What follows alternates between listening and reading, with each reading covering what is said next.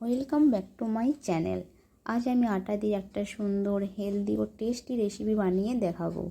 যদি আমার রেসিপিটা ভালো লেগে থাকে তাহলে একটা লাইক ও কমেন্ট করে জানাবেন।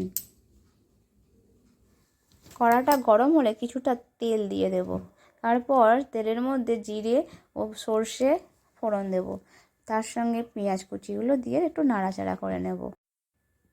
এবার আমি দিয়ে দেব ক্যাপসিকাম কুচি, টমেটো কুচি, কাঁচা লঙ্কা কুচি ও গ্রেটেড করা গাজর।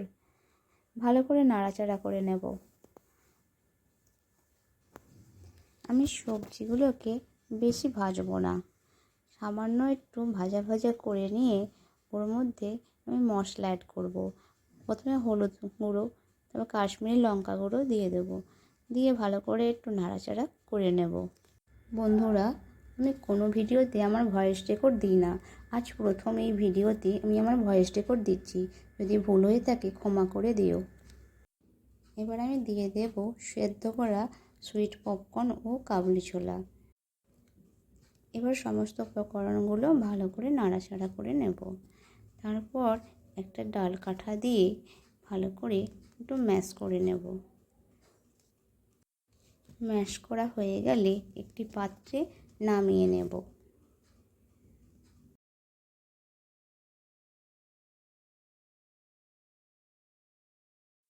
অন্য একটি পাত্রে এক বাটি আটা নিয়ে নেব। ওর মধ্যে সমস্ত ভাজা সবজিগুলো দিয়ে দেব এবং স্বাদ মতো নুন দিয়ে দেব। তারপর ধনেপাতা কুচি দিয়ে ভালো করে নাড়াচাড়া করে নেব।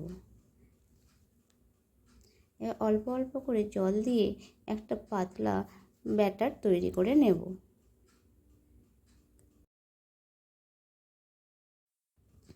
আবার কিছুটা জল দিয়ে দেব। এইভাবে অল্প অল্প করে জল দিয়ে একটা পাতলা ব্যাটার তৈরি করে নেব। এবার আমি এই ব্যাটারের মধ্যে চাট মশলা অ্যাড করব। তারপর ভালো করে এটাকে মিশিয়ে নেব। ঠিক এই রকম ব্যাটারটা হবে।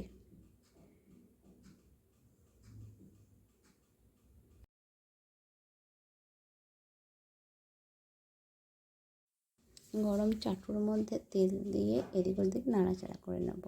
এরপর এক হাতা ব্যাটার দিয়ে ঠিক এইভাবে আস্তে আস্তে রাউন্ড করে নেব বা গোল করে নেব।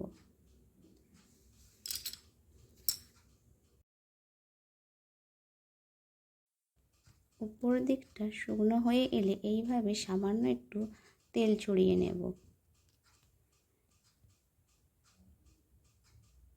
তারপর তেলটাকে ব্রাশ দিয়ে একটু ভালো করে মাখিয়ে নেব। এবার খুন্তি দিয়ে উল্টে দেব। আমার নিচের পিঠটা ভাজা হয়ে গেছে। এবার নামিয়ে নেব। আমার আজকের ব্রেকফাস্ট রেসিপি রেডি।